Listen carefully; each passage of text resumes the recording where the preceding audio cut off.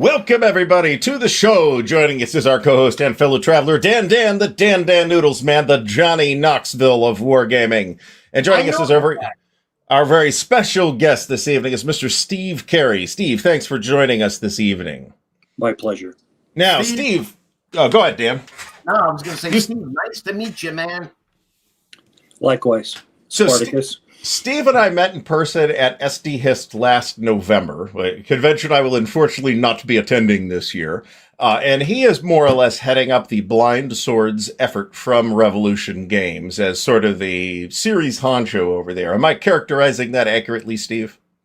Well, I would say I'm more of just an associate. It's Roger Miller and Richard Handwith driving the Blind Swords. But as part of my association with Revolution Games, I have been mentoring two designers, and we can talk about that later. So kind of taking a break from the design role after doing 3 games in 4 years and more in the consultation role. Okay, cool. And what brought you into Blind Swords originally? Originally, I had met Herman Luttman at a convention, and we had played Lock and Load, one of their games. And here's Herman now. There he is. And it was just, it was such a joy with Herman. And I saw that Herman and I kind of had the same philosophy on having fun and having games that are approachable with decisions. So I kind of went to Stonewall Sword, and it didn't quite grab me at first. So I kind of put it off to the side. And about 2 years later, I went back and looked at it, and I fell in love. Now, Stonewall Sword is Cedar Mountain, correct? Yes. Okay. And that was the second or third game in the series from Revolution? The first one? First. It was before Thunder in the Ozarks? Thunder in the Ozarks was second, yes. Okay. I will defer to you on that. Thunder in the Ozarks was the first one that I played. Well, the map was done by Those early maps were Rick Barber, yeah. God, that's so beautiful. It freaks me out. And I want to ask something. I just want to be clear. Blind Swords, what is the 3 Days of Gettysburg by Herman Luttman? What system is that? You mean Most Fearful Sacrifice? Yes. That's Black Swan, Dan. There you go. That's why I'm all messed up. You know what I mean? Black Sword, yeah. It's a cousin to Blind Swords. Black Swan is a demi-brigade system where the brigades are combined together to have fewer units. And what that allows you to do is to do the really large battles that maybe Blind Swords may struggle with a little bit, even though we did pull off, and I think we did a good job with Shiloh. Yeah, that is the most recent game, correct? It's First Day at Shiloh? No, First Day at Gettysburg came out in July. It made its debut at Cosmo. Okay. But Shiloh was the one before that, then. Yes. Okay, I don't have it. I do. Is anybody working on a second Day at Shiloh? No, and that's kind of been an interesting topic. I've had multiple people ask me about that, and the short answer is the second Day at Shiloh isn't much of a battle. It's less gameable. The Confederate was already defeated after the first day. And really, to do a game, I'm not sure everybody understands how much work goes into a game. You need a designer that wants to do it. You need a publisher that wants to publish it. You need a developer that wants to develop it. You need play testers that want to play that. And for the second Day at Shiloh, we didn't have any of that. So it was kind of an easy choice for us just to stick with the first day, which was very dynamic as compared to the second day. And you see, Artie, that's why I say, and I say it reluctantly now, that the pricing of games with all these artists, the developer, the designer, the artwork, whatever, is underpriced when you sell the game. I mean, as much as we make fun of you for saying that, Dan, you are right. These games are a bargain for the amount of research and development and talent that goes into them. Steve, I got so much shit because I didn't clarify what I had to say for saying your admittedly, we may have misquoted Dan on a number of occasions. No.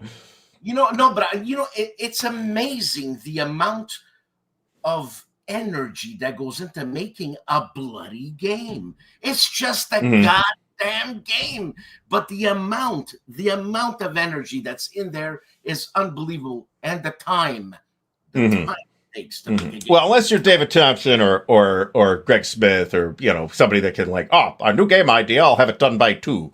Fucking Herman Lutman, Jesus Christ. Right. Or Herm, yeah, for that matter. Yeah, this might be a better Herm question. What is the reference in the name of the series, Blind Swords? Do you know? I'm not exactly sure. I think that Herman meant that to represent the chaos of the system, and that's one of the more controversial points on Blind Swords. Some people want to have more control over their units, but let me tell you, I am not a Civil War expert, but I've spent hundreds of hours researching the 3 games that I've done for Revolution. And if anything epitomized the American Civil War, it was chaos. There were no drones, there were no walkie-talkies. They had none of this stuff, and it was chaos. So I've come full circle, and where the chaos initially I wasn't sure about, I got to say, Herman nailed it 100% in my opinion. You may be right in characterizing that as a controversial design choice, but to me, especially for Civil War and for certain other topics, I think capturing those command challenges is an absolutely critical thing to do in a game. And if the Civil War game doesn't do it, then it is probably not a Civil War game I'm going to play more than once. So I like that's some kind of command and control limitation or challenge. I think to me is a fundamental necessity, especially for Civil War, where I have read about all the crazy stuff that happens because so-and-so didn't get the order or so-and-so got the order, but ignored the order and went off and did what he wanted to do anyway.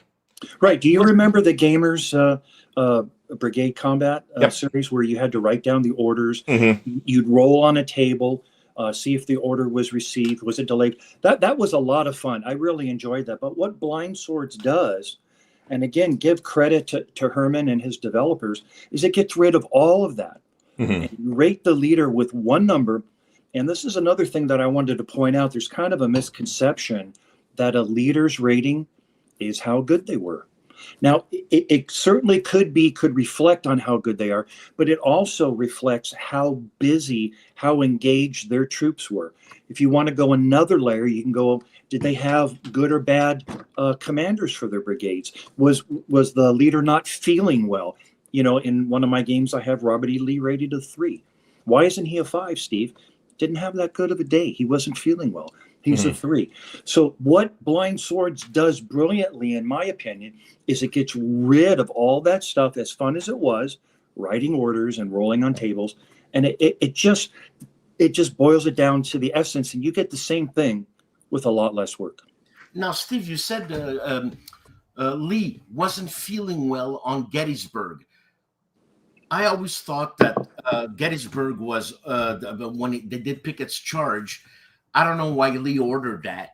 So that's the 3rd day, though. And he's not feeling well on the first 2 days either. Oh, I'm sorry. So okay, but on the 3rd day, when he ordered Pickett's charge, that was basically the same thing as the Japanese doing their what do you call it? Their on when they would charge 100% banzai. When they would do the banzai shot, it's a useless. Was it useless? Well, in retrospect, I mean, it wasn't necessarily obvious to Lee that it was useless at the time, but it certainly, I think Steve will back me up on this. Pickett's charge in particular is certainly like Lee's last gamble, right? Is the last chance for victory, and we've gotten a bunch of great game titles out of these words, right? So it was their last shot, right? It's a desperate gamble that did not, in fact, pay off, and it would have been very difficult for it to pay off. Yeah, that's true. And Dan, getting back to your point, what Blind Swords allows you to do, Blind Swords, as Roger Miller told me, use a toolbox. And as a designer, you need to use the toolbox. So let's go back to the Battle of South Mountain, which is a greater victory. And Robert E. Lee is not the normal CIC leader that you would see in the game. He's an event chit. Why? Well, he got thrown from his horse just before the battle, and he's being carried around on a stretcher. He's not very effective in command because he's seriously injured. Was the horse traveler? Do you know? I'm not sure. Okay, because I need to know that. I will look that up after the show. Look that up. I probably knew that at one time, but in my old age, I've forgotten. But what Blind Swords lets you do is it allows you to take Robert E. Lee, who was a mythical leader, but he didn't have that much effect on the day. And the same thing with McClellan at the battle. Nobody's going to confuse McClellan with, Stonewall Jackson, right? So we made McClellan also an event shit. So it was a nice, tidy way without a bunch of special rules to represent the lesser impact of the CICs on the battle. Mm-hmm. So I assume McClellan's event is the Union loses turn. No. McClellan, he's probably not going to give you that extra activation, but your opponent doesn't know that. And that's part of the fun of the system. Mm-hmm. You were saying before that, I forget which battle it was or whatever, the whole of the American Civil War, the amount of confusion that there was, okay? Because we had no drones, we had no this. And I don't know, Artie, if you're more Napoleonic, but did that happen during the Napoleonic Wars? A lot of the features of battles and campaigns that you saw in the American Civil War also occurred in the Napoleonic Wars. And a case was made at some point, I don't necessarily remember who made this case, but it wasn't me, that a lot of what Lee's strategic plans revolved around was trying to win a Napoleonic Wagram-style victory, right? Where he has destroyed an enemy army, a Union army, and that just never happened in the Civil War. The closest was Chickamauga, I think. Now, in Napoleon's and Lee wasn't there, for the record. And the reason why I asked that was the brain.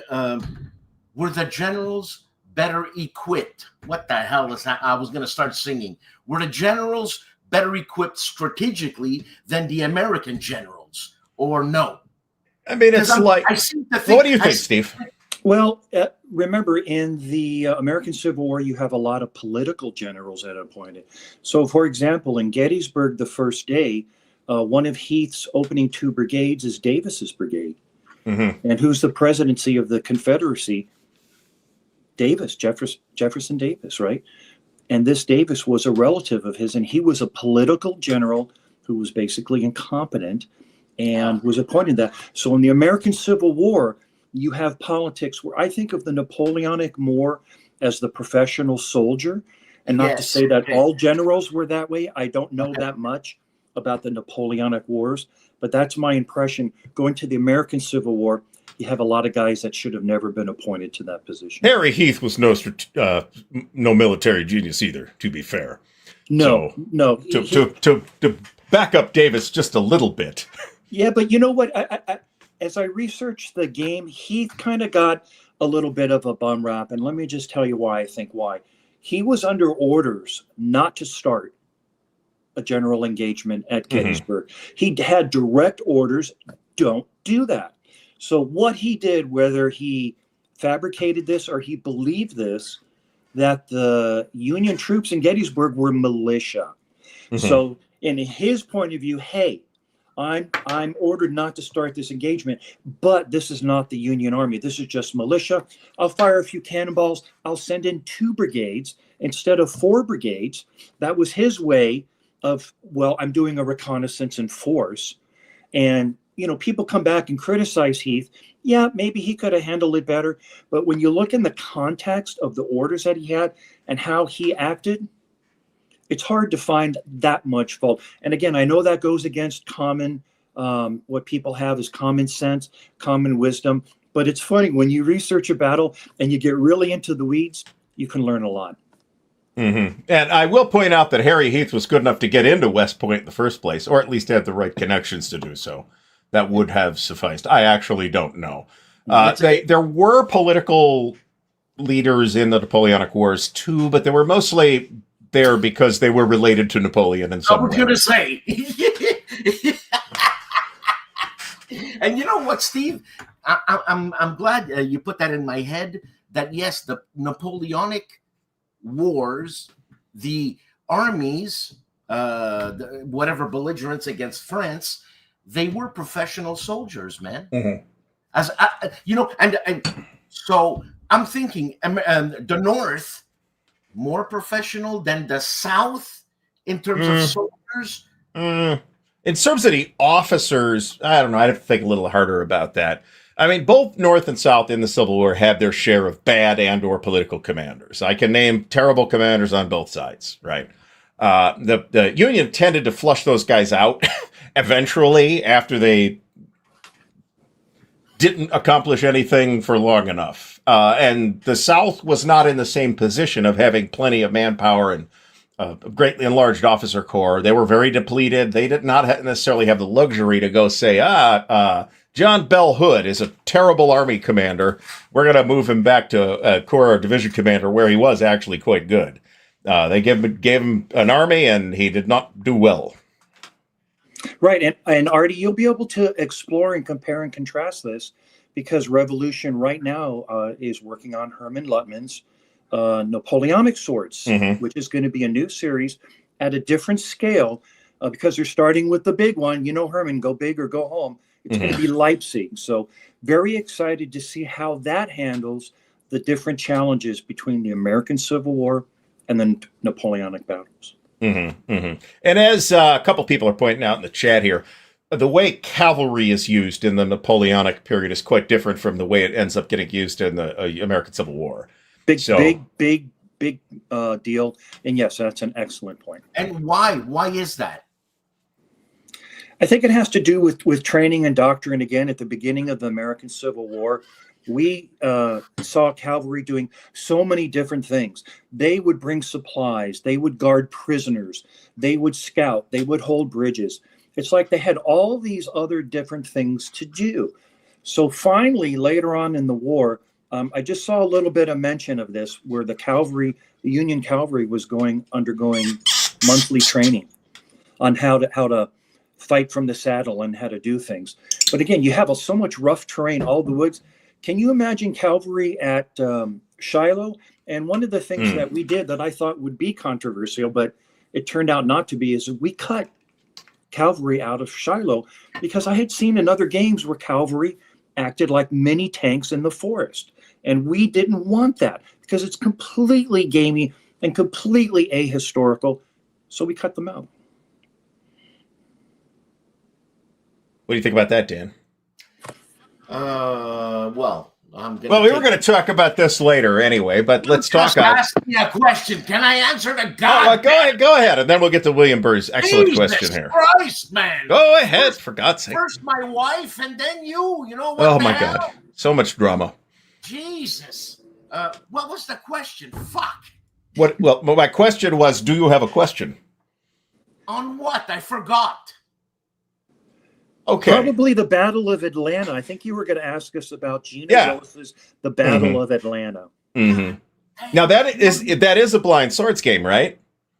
It is, and Revolution will be publishing that. I can announce today that the game will be play tested at the convention at GMT next month. I worked closely with Gina for about 6 months. Very, very impressive. Her knowledge, her design experience. She brings things to the table and perspectives that really covers the whole gamut from A to Z. So I kind of mentored for about 6 months while Revolution cleared their backlog of games. And I'm very excited to play test the Battle of Atlanta next month at GMT. That's going to be super duper interesting to see. For one thing, because there really haven't been that many games on that. Especially tactical games. Yeah. There's at least a couple, but not very many. I mean, we've got a campaign game, Atlanta is Ours, for GCACW. And there's a game by, I'm trying to remember who did the game. The Atlanta campaign is the name of the game. Well, Don Lowry, that's the game I'm thinking of. Yeah. Yep. I used to own that. And also, do you remember Objective Atlanta from Battleline?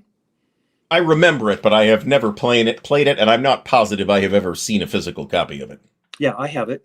And so this is kind of going to be an unexplored or lesser explored battle by Gina.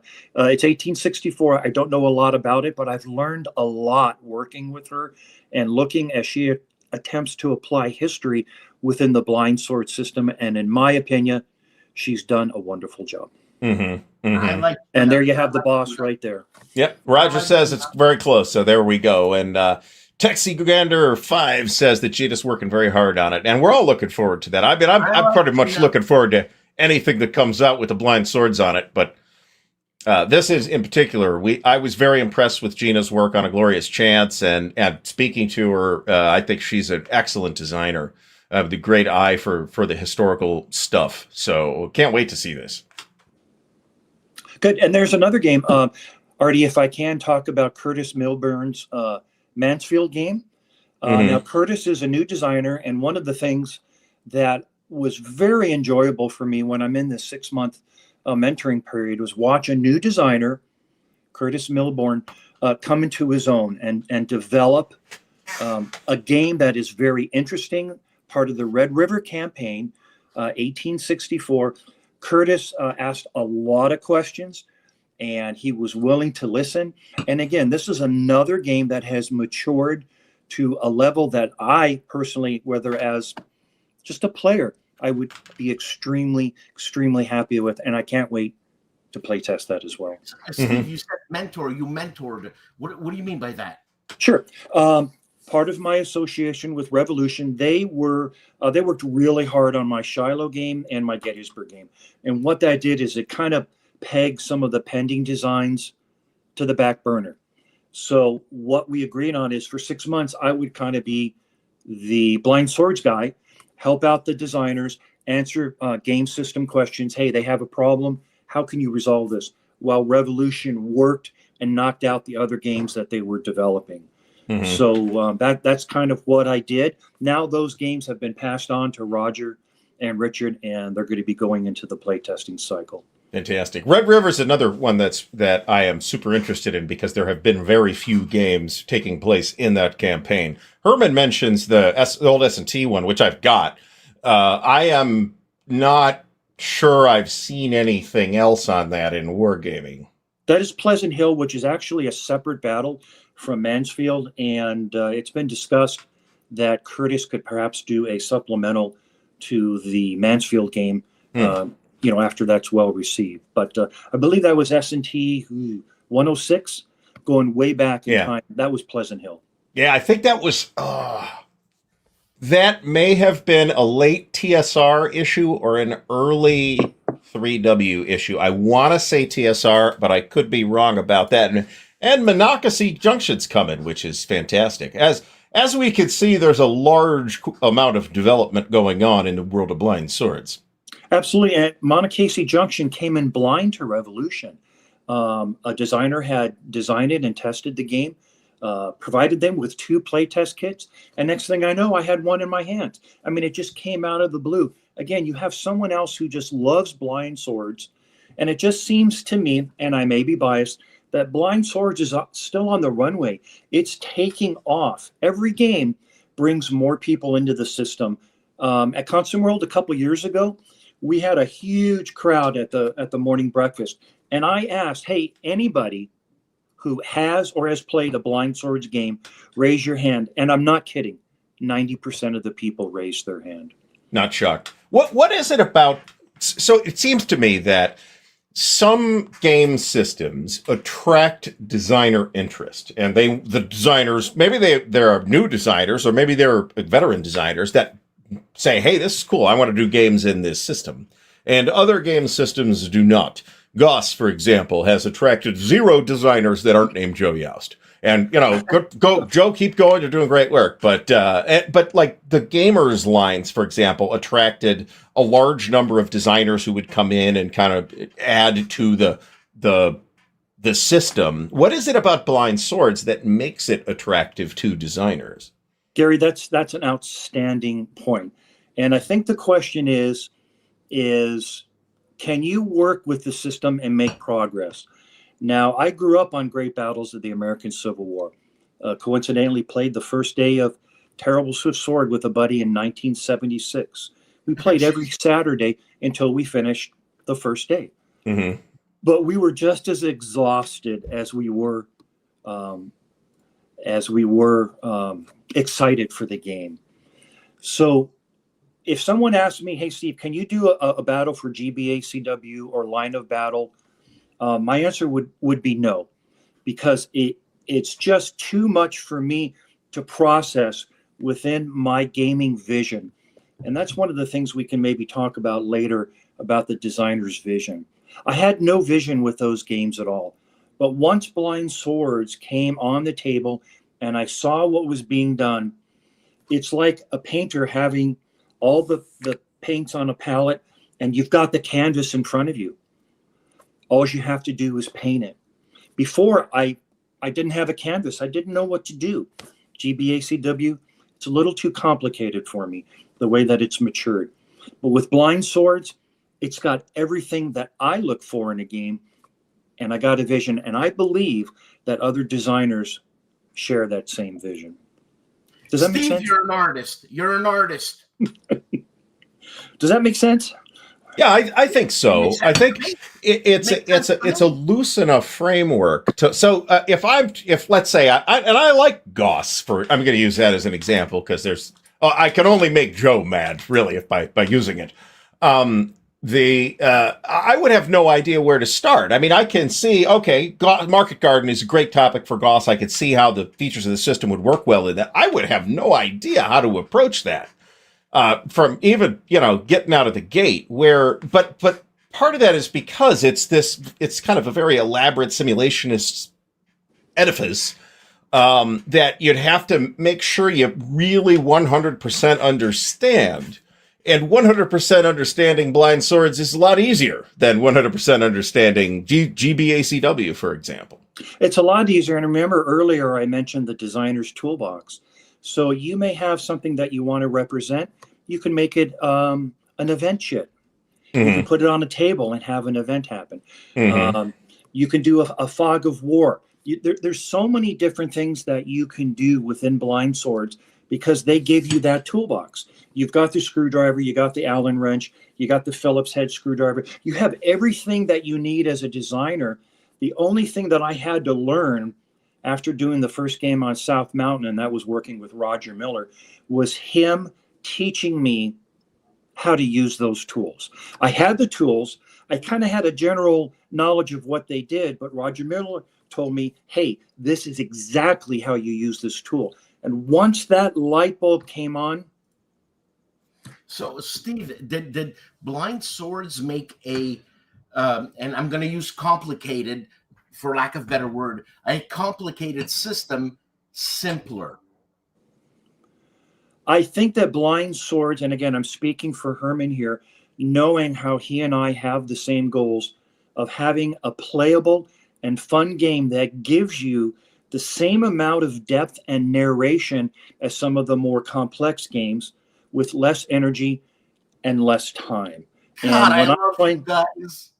Yeah, and when I'm playing American Civil War, that's what I'm looking for. Mm-hmm. It's easy to play. One of the first things that struck me, I think I came into Thunder in the Ozarks right out of playing 3 Days of Gettysburg, actually. And just the facing, just the way it's just so much easier to not have to worry about that. It is. And also Blind Swords plays very well solitaire. I've played some of the GBACW solitaire, and you've got 3 or 4 activations a turn for each formation. It's a little bit much for me again. Sometimes I forget the rules because I'm by myself. I don't have another player saying, hey, Steve, you can't do that. You're playing solitaire. With Blind Swords, once I learn that framework and I go into the few pages of exclusive rules, I'm good to go. Mm-hmm, and it's a great solitaire experience. Very flexible system, too. What has impressed me consistently is the really quite small amount of game-specific rules for any given game that I've got, anyway. And I don't have First Day at Gettysburg yet, but I've got everything else, and it's a really flexible system. Easy.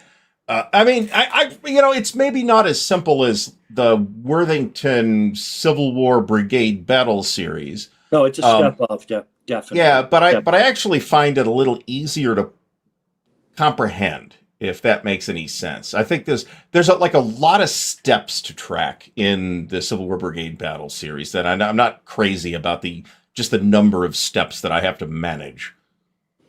Yeah, again, Blind Swords gives you that base, and I forgot what game it was where they went to the series rule booklet.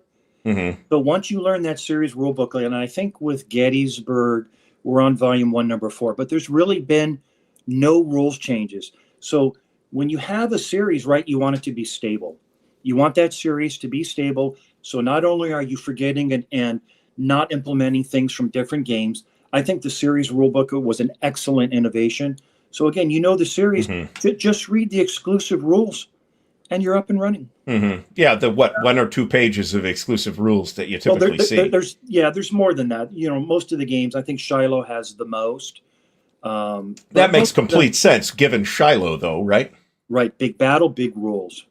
Mm-hmm. So that's a big advantage. And there's been other series that people have gotten excited about. Look at Levian Campaign, look at Coin. Both of those are from Vocal Runke. And I think the same thing happened. I've talked to a few designers that they said when they came across those games, the seed to the game that they wanted to design started to grow in their head because they saw the framework within Coin and Levy Campaign that maybe they didn't have with other games. And look at some of the topics. I mean, covering the whole Vietnam War, you know, Fire in the Lake, I think is a brilliant game. It's my favorite Coin game. But other designers have chipped in, right? And you see it now with Levy and Campaign.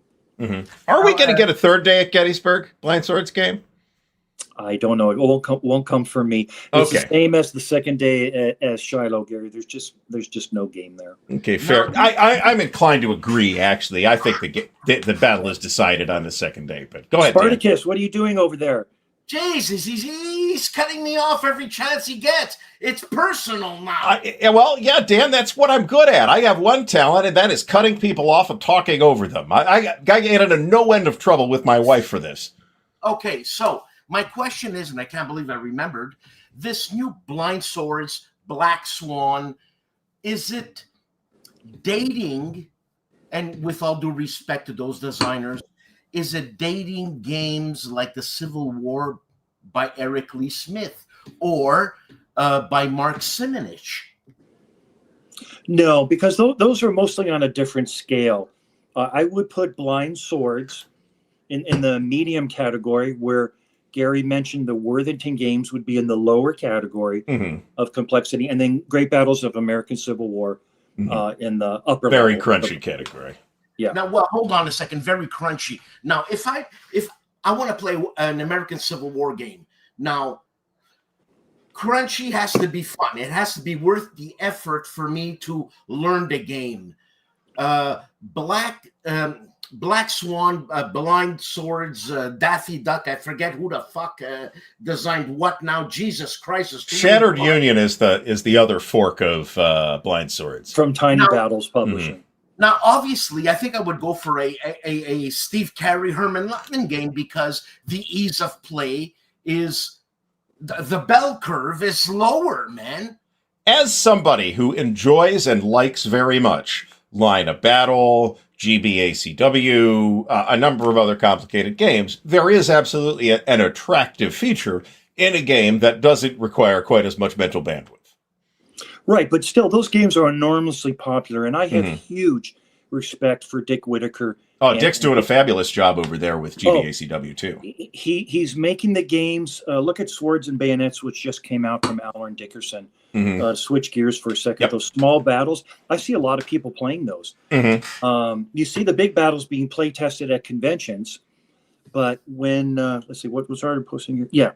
Revolution's going to redo Eric Lee Smith's Civil War game. Yeah, Dan, very excited about that too. Those are on a different level, Dan. Those are more operational strategic games, where the games that we just talked about, those three are tactical games. Now, Steve, historicity, where am I going to get my money's worth? And I'm using these words, money's worth, and like I love all those I love all designers, by the way.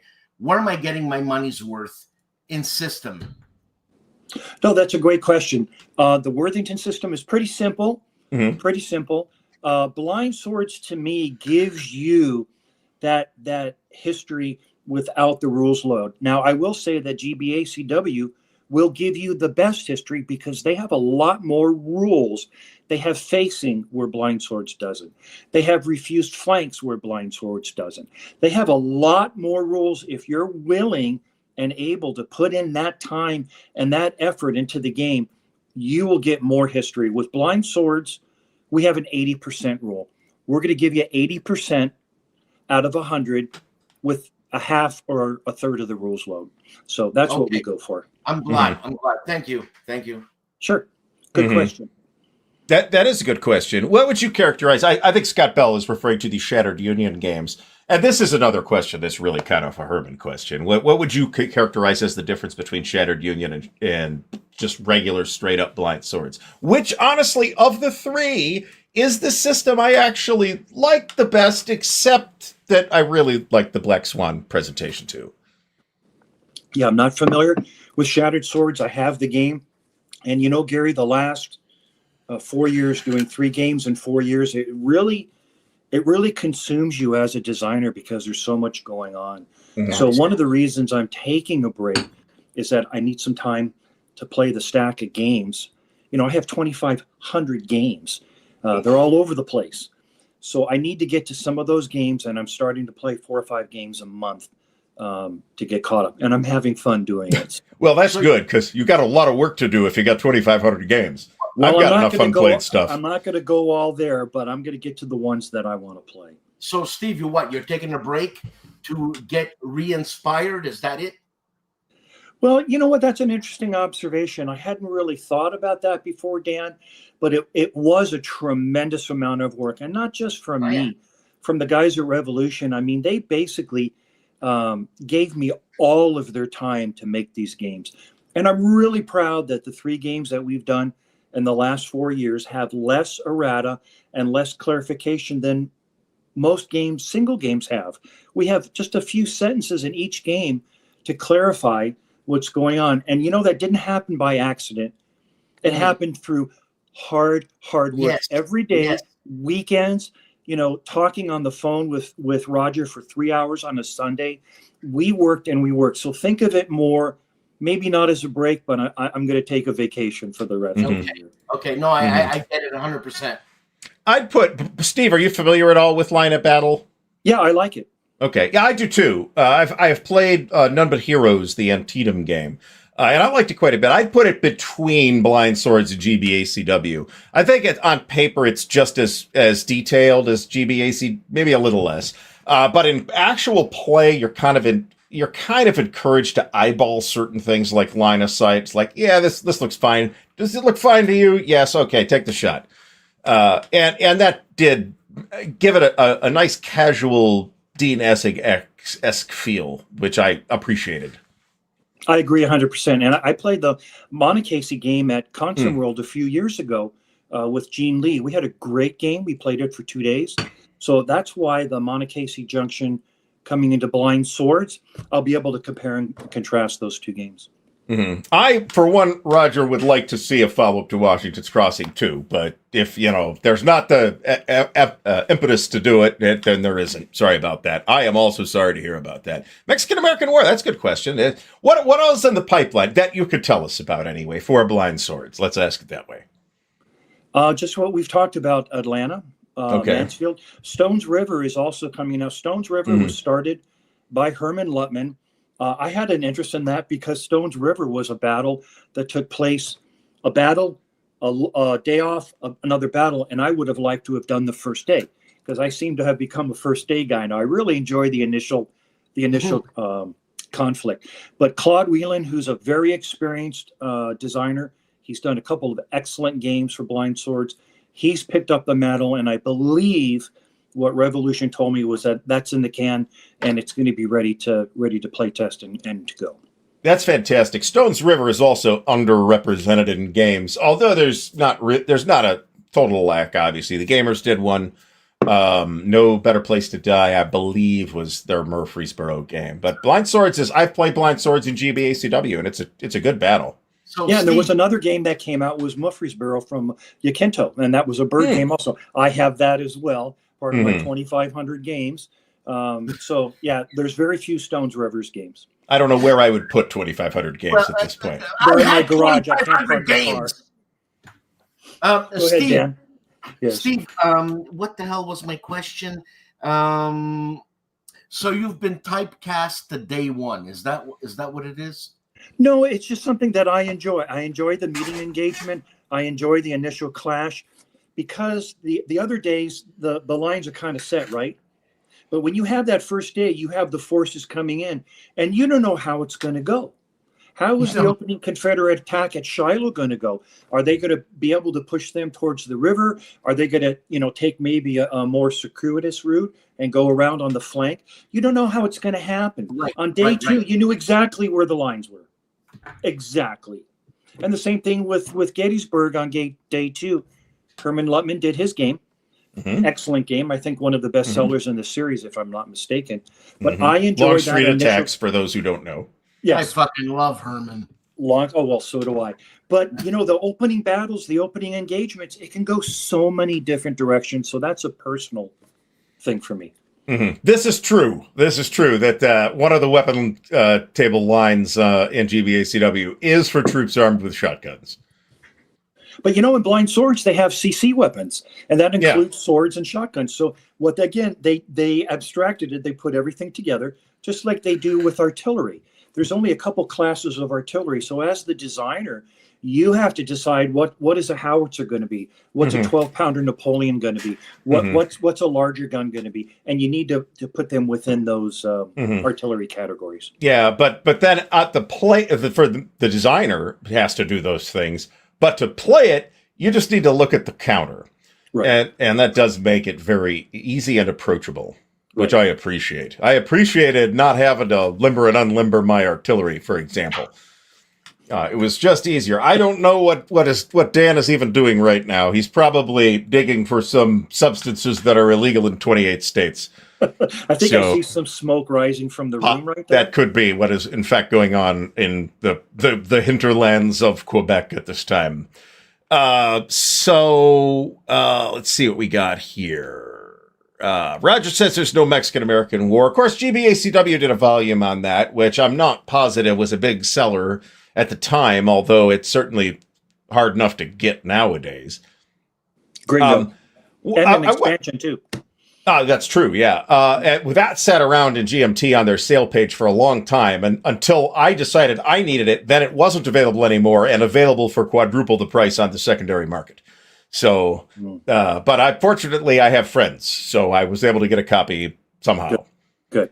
Let's talk a little bit about the chit pull aspect of Blind Swords, because that's kind of the mechanism that both Blind Swords and GBACW use to simulate the chaos of command in the Civil War. Yeah, the chit pull, again, is part of that chaos, and it's also very good for solitaire because you don't know what chit is coming out of the cup. Mm-hmm. Now, when you have a leader, when the leader gets pulled, if he has other brigades that have not activated that turn, the leader goes back in the cup. So let's say, for example, you have Wadsworth at the first day of Gettysburg. Mm-hmm. It's possible that the first chit you draw is Wadsworth. So you activate, if he passes a roll, you bring on Cutler. You put the chit back in the cup. Mm-hmm. Now there's like 8 or 9 other chits in there. In some of the larger games, there's like 15 or 20 chits. The next chit you could draw would be Wadsworth again. Mm-hmm. So now you get to bring on the Iron Brigade if he passes his roll. So the chit cup, what it does specifically in Blind Swords and other games is that it gives you instant random replayability. Mm-hmm. We play tested all these games, all these scenarios at least 24 times, and they never got old because of Herman's chit pull system. It brings out the events, it brings out the leader, it has the fog of war chit. It has the Fortunes of War chit, which can cancel the next drawn chit. So you get basically endless replayability, which again is excellent for solitaire play.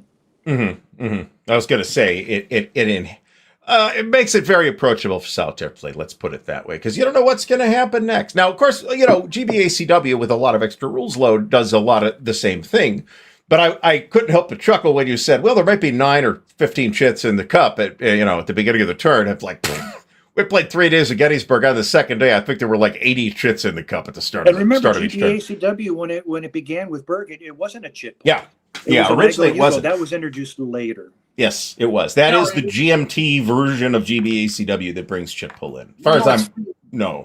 The world was fine. Then Herman Lemon comes around and messes up the whole goddamn fucking design world. Mm-hmm. Well, this is something that really talented and impactful designers do, though, right? It's something that we've seen out of Mark Herman, and we've seen out of Eric Lee Smith, and we've seen out of John Butterfield. Remember, we wouldn't have chit pull if it wasn't for Eric Lee Smith, right? That's right. true. And look at the point that Roger Miller's making right there, and I should have hit on that, is that the game is not scripting you.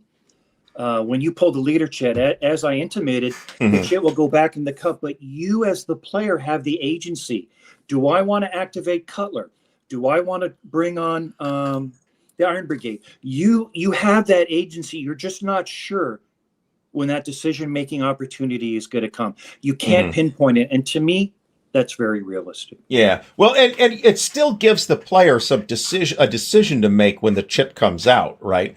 If I pull, if I'm playing Three Dog, for example, and I pull Sickles, I'm not sure if Sickles is a good example. If I pull a brigade, that's the brigade that activates, right? Now, admittedly, that brigade is, somewhere between 4 and 8 counters that goes at that particular time. But in this case,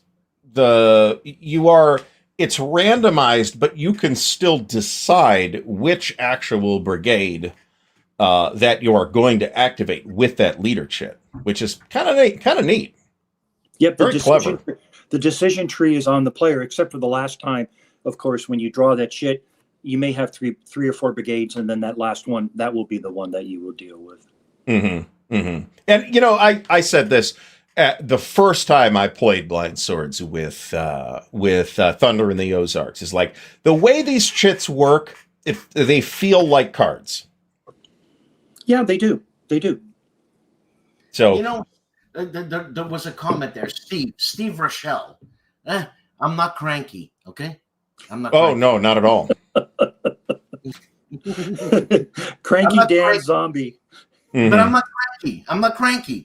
Oh, Jesus Christ. I want a Dan I am Spartacus counter in that game. If they can do that for Plum Island, I want that. You that's an honor. I can imagine Dan, broken whiskey bottle in hand, charging into battle with the zombies to save his fellow man, crying out, I am Spartacus. There you go. There you go, Herman, I just wrote that event card for you. I'd be dead instantly. Yes, and you die. Dan dies instantly, but he comes back as a zombie. So, he will live forever. But everybody remembers his memorable demise. Oh, Jesus Christ, Steve! Do you know about my toilet? Did you? My former. I assume you took the toilet with you, right? No, I couldn't, man. No, I've got a regular. It would be hilarious though if the new buyer came into the house and they go in the bathroom and there's a hole in the floor where the toilet, the $17,000 toilet used to be. My former toilet. It's a genius design. It takes your number 2, it macerates it, and it shoots it up somewhere else, man.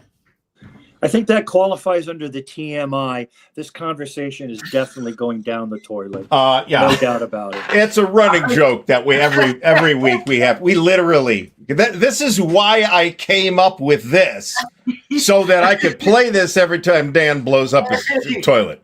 Oh, Jesus Christ! So I wore this shirt specifically today. This is my Mr. Spock shirt. It says "Live long and prosper."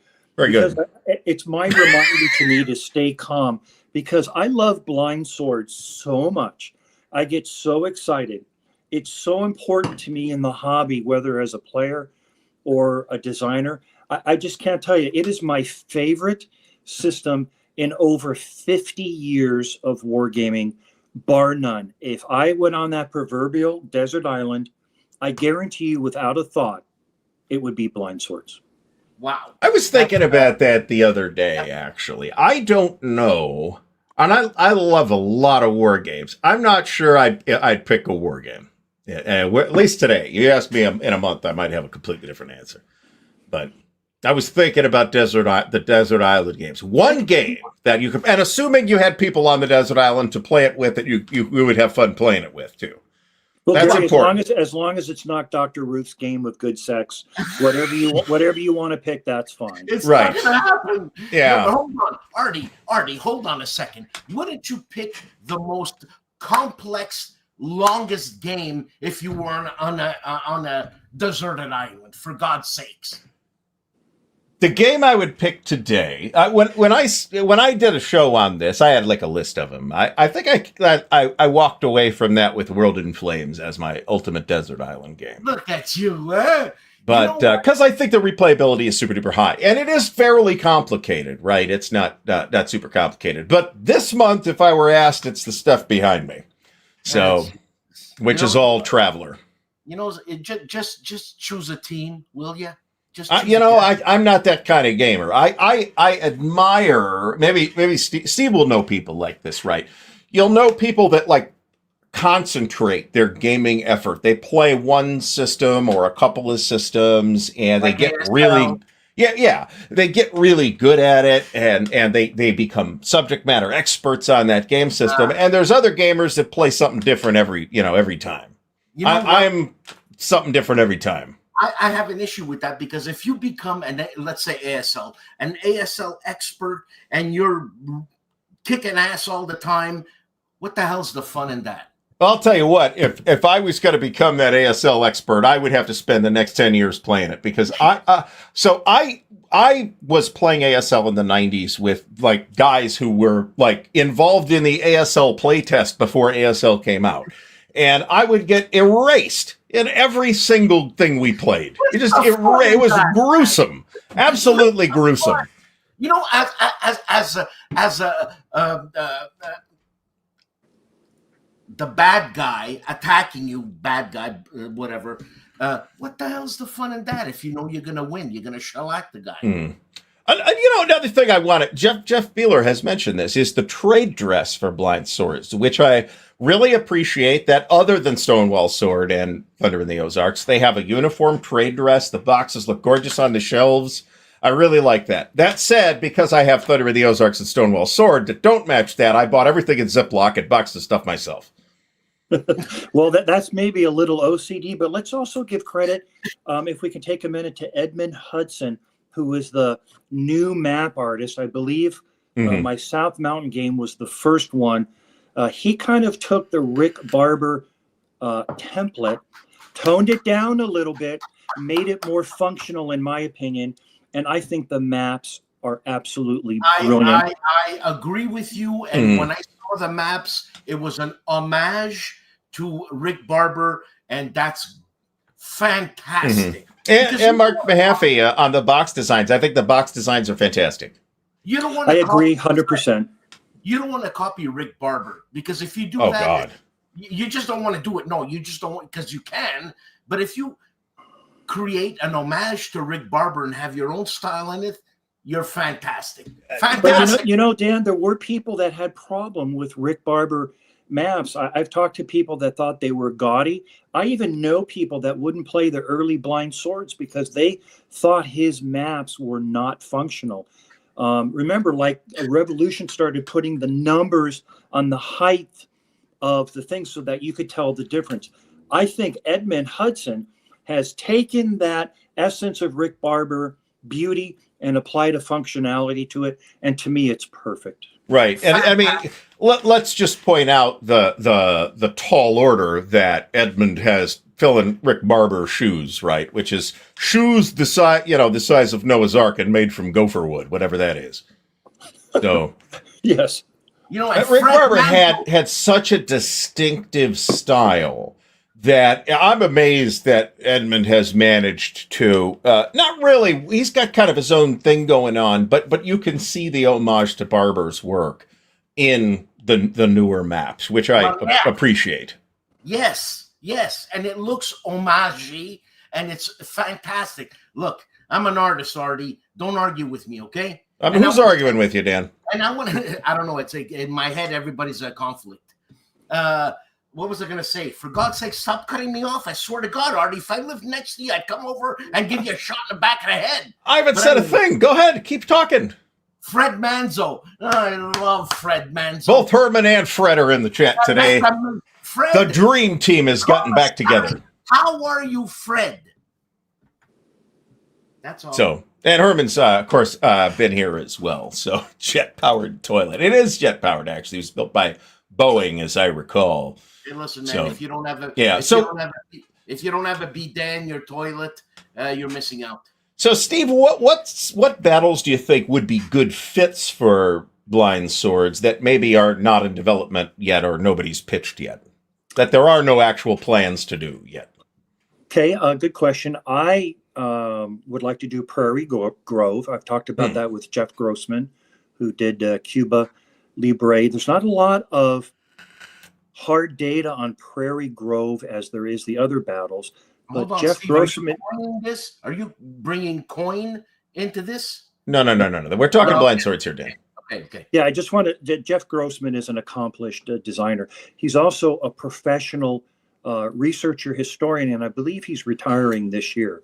So when Jeff retires, we'll touch bases and we'll take a look at Prairie Grove. Now, I believe also, and Roger could back me up on this, that someone is doing Antietam, which is 3 days after South Mountain, but it's not the whole battle.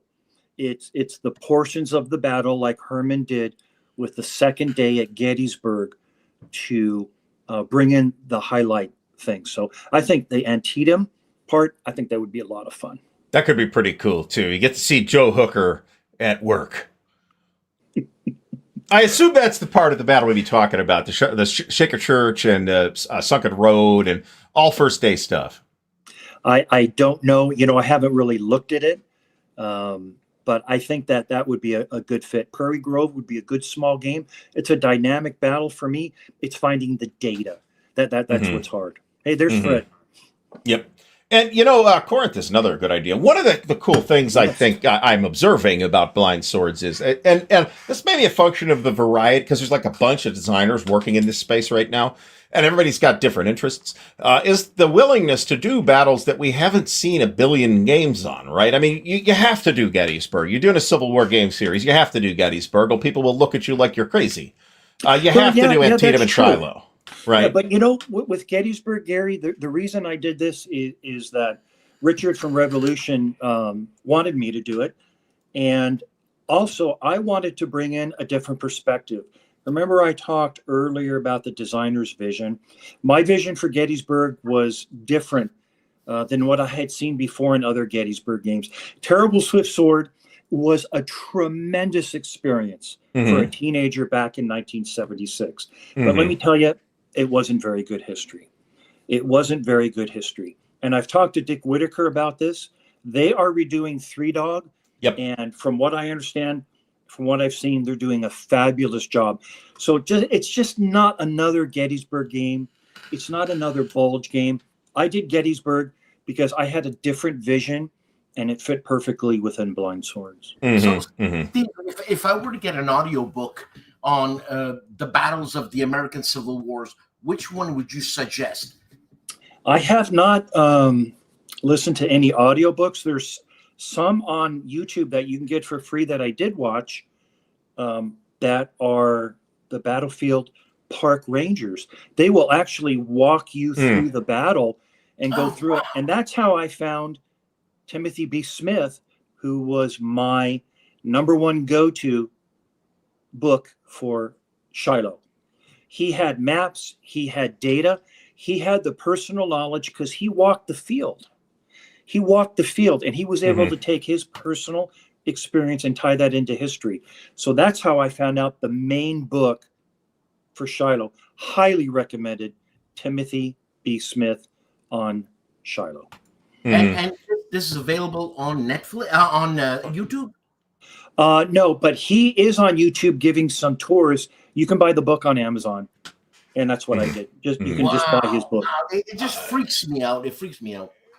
If you want to get kind of are you asking, Dan, for like a detailed look at a single battle or a campaign or a kind of panoramic view of all the battles? No, single battle. Okay, then Dave Powell's Chickamauga books. I don't know if they're available in audiobook, but if they aren't, it is a crime that they aren't. If they aren't, yeah, because I don't know why I've got such a interest in the American Civil War, because I'm Canadian. Who gives a shit about the States? That's the way I think about it. But anyways, that regardless. It's one of the interesting things about the Civil War as a topic is for like a battle series perspective is that there are so many interesting battles. I mean, everybody knows about Gettysburg and Antietam and Shiloh. And, if you are from certain parts of the country or are vaguely interested, you probably know about Manassas and maybe Murfreesboro and maybe Chickamauga. But there's so many other battles that we don't see a lot of games on. And I love that Blind Swords is doing games on, on some of those, right? Pea Ridge. Does Ken Burns feature all these battles on his documentary or no? No. Ken Burns is very much the high level overview. That's just he's a broad brush, but that is an excellent show. It is, and you're going to get a halfway decent pictures of the bigger battles, but you're not going to hear about you're not going to hear about Champion Hill or something like that, right? Wow. Which isn't that obscure. But Stephen Sears, I will also recommend anything by Stephen W. Sears. Everything I have read by him is excellent. So this has been done. I played this. This is Thunder in the Ozarks. Correct. Pea Ridge. Yeah. Right. So great game. That's the game that really hooked me on the system. Me too. Once I got into Thunder in the Ozarks, you have two separate battles, or you can put them together. So really, you have 3 games there, and it's great. Mm-hmm. And it's an interesting battle that, again, we haven't seen. SPI did it, but we haven't really seen that many games on Pea Ridge.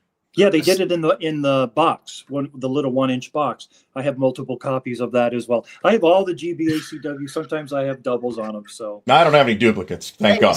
Is it plausible to have a Battle of the Bulge blind sword system?